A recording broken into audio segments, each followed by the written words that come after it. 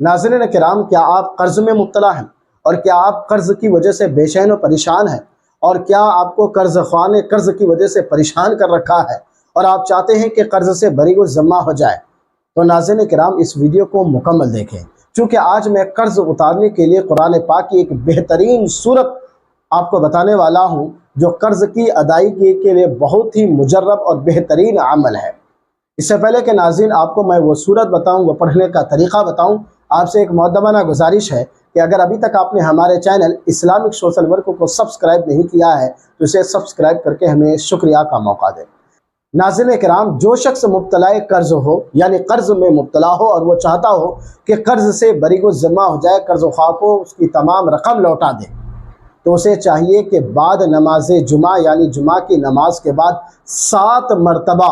سورہ کہف کی تلاوت کرے۔ انشاءاللہ عز و جل سورہ کہف کی 7 مرتبہ تلاوت کی برکت سے اس کا قرض ادا ہو جائے گا، وہ قرض سے بری و ذمہ ہو جائے گا۔ لیکن یاد رہے ناظرین، اگر ایک جمعہ ایسا نہیں ہو سکے تو دوسرے جمعہ بھی اسی طرح سے کرے، تیسرے جمعہ بھی اسی طرح سے کرے، متواتر ہر جمعہ لگاتار کرتے رہیں۔ انشاءاللہ عز و جل اس کی برکت سے وہ قرض سے بری و ذمہ ہو جائے گا۔ اللہ تبارک و تعالیٰ اس کی خفیہ تدبیر فرما دے گا، وہ مسبب الاسباب ہے، کوئی ایسا سبب پیدا فرما دے گا جس سے آپ کا قرض اتر جائے گا۔ اور دوسری بات یہ ہے کہ جو شخص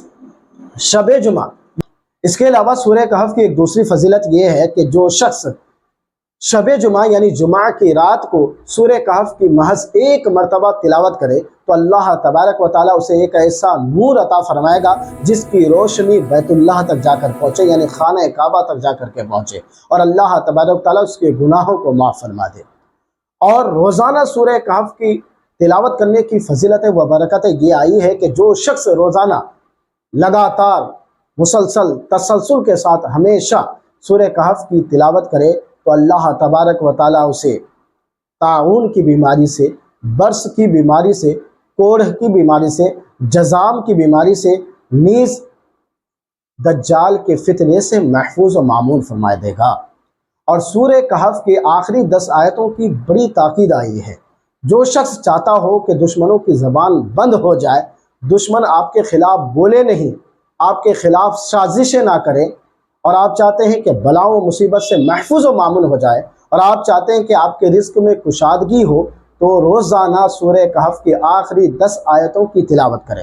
اور اس کے نقش کو لکھ کر اپنے پاس رکھیں تو یہ بہت ہی بہتر ہے۔ اس نقش کے اعداد میں آپ کے اسکرین میں شیئر کروں گا، نقش کے اعداد کیا ہے، وہ نقش کیسا ہے، اس کو لکھ کر کے آپ اپنے پاس رکھیں تو انشاءاللہ عز و جل بلاؤں مصیبتوں سے، دشمنوں کی زبان بندی، اور دوسرا یہ ہے کہ رزق میں برکتیں اور کشادگی ہوگی۔ تو ناظرین کرام، یہ بہت ہی